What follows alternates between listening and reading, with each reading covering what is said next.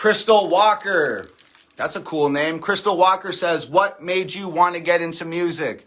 Well, that kind of segues from the last thing I said. I was a pro wrestler for a long time. I did the pro wrestling thing. I traveled all over the country and wrestled on pay-per-view and wrestled with a lot of WWF guys. Billy Kidman and Buff Bagwell and Scott Steiner, Rikishi, Scotty 2 Hotty, blah, blah, blah, blah, blah. Fun fact. I got fun facts today. When I wrestled with Buff Bagwell, the first time I met Buff Bagwell, who's like a former WCW champion, world heavyweight champion. I'm sure a lot of you guys know who Buff Bagwell is.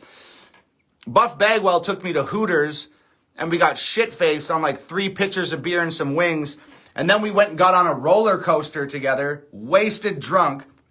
And it was one of those roller coasters where you go around the loop-de-loop, and when you come down the other side, the little camera takes a picture of you. So somewhere in my archives, I have a picture of me and Buff Bagwell shittered on a fucking roller coaster in Canada. But I digress. I got into music because I did the wrestling thing for a long time. Because I'll give you the Reader's Digest. Because of accumulated injuries and just ridiculous politics within the wrestling business, I got out of wrestling, which was heartbreaking. But I'd been writing songs my entire life, rock songs and poetry and stuff like that. But I was too busy with the wrestling stuff to ever pursue the music shit. So with wrestling out of the picture, it gave me the space to pursue my music career, and now we're here. And if you want to go back a little further than that, everybody knows the story about my dad taking me to the pawn shop. My dad gave me $5. He said, buy anything you want in the pawn shop. I started digging through this bin of CDs that were all $5, and I found this double CD set, Tupac, All Eyes on Me. And I didn't even know who the fuck Tupac was, but I was like, shit. This is 2 CDs for $5. The rest of these CDs are 1 CD for $5. So I'm going to take the double CD set.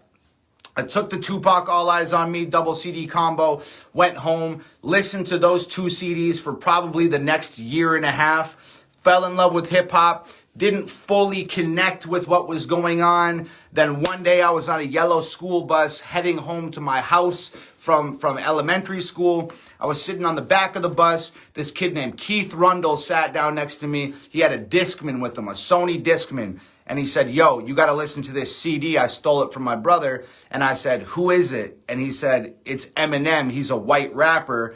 And he gave me the headphones. I put them on. I heard Eminem for the first time. And I was just like, oh my God. I went and looked up Eminem. I saw this white boy with blue eyes and blonde hair. And I was like, oh my God, this guy looks like me. This guy sounds like me. I get it. The connection is complete now. I could do that. Started writing raps. Never really put any out. Did the wrestling thing. The wrestling shit fell apart. I had backlogged years and years and years of writing material.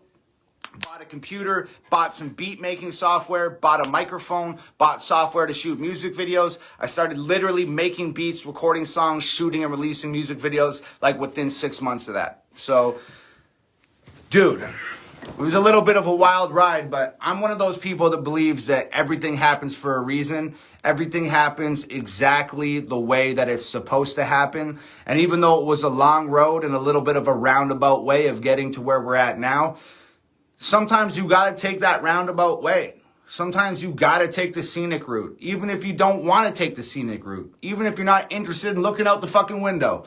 Sometimes it's just the way that it's got to go, and we're here now, so I'm super thankful, and that's how it all started.